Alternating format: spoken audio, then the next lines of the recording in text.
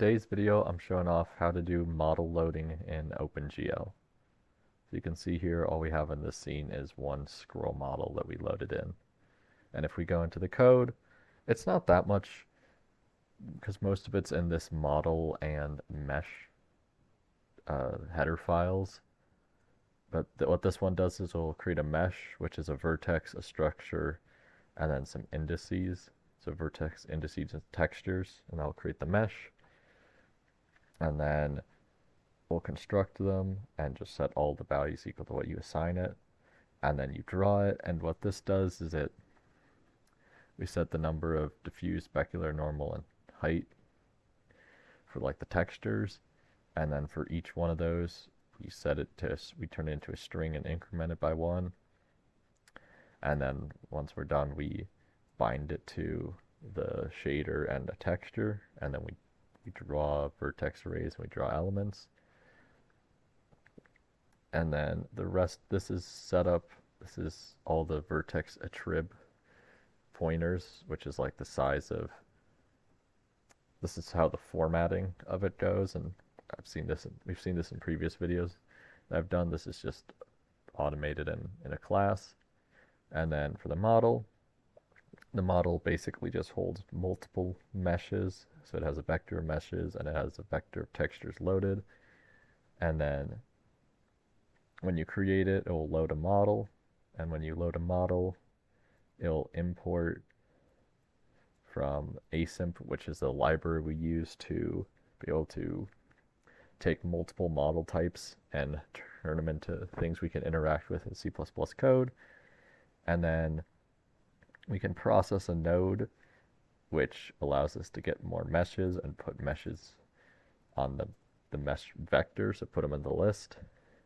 And then once we've done that, we process the children nodes of that node. So once you call it once, it will kind of go through the tree and process everything. And then when we process a mesh, we have vertices, indices, and textures like in the mesh file. And we just take the mesh and set the vector, which is a variable we created, to all of its data. And then at the end, we push it back to vector.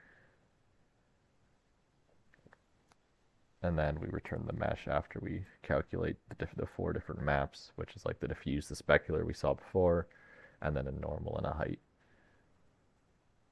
And then texture from file, this is just a helper function that can loads textures for us. So that's the main new code. And then in here we just create a model and we just set it to this scene.gltf. And then we draw it, and that's the result we get. And I spent most of my time trying to debug this and actually get it working, so I just wanted to go through a few of the main bugs that I ran into and how to avoid them. So the first one was that for some reason, whenever I would have an OBJ file, so like a .obj file like that, it would just like crash my whole program, and then it would say like it linked, and even if you got rid of it, it would still stick around. So what I did for that is I ended up finding this texture, which is a GLTF, which is a different format, and this one, and I'll leave a link to it in the description. It's part of a larger tutorial series, but having a texture, the bin, and then the GLTF was the only setup I could get to render a model and not use the OBJs, which would always just crash it and not let it run. And then a lot of times it wouldn't run unless I put this asymp vc137 DLL, those are this dynamic library, in the main file. And you can find it once you either build, you can find it yourself if you build asymp yourself with CMake, or if you download it pre-compiled, then either way you can find this and just throw it in here. And that I was able to get other file types to work, but they would create really weird artifacts and it wasn't actually working properly, but it was just like close enough. So like I did a VBX file and it just like was super massive and it was all black. There was no texture or anything. And then the last one was that a lot of these models are really big. So like here I scaled it down to 3%. and then rotated it to get this result here. So I hope this helped some of you if you were stuck on this or you just found it interesting.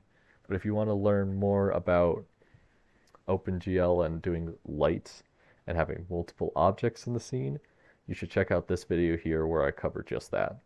And until next time, see ya!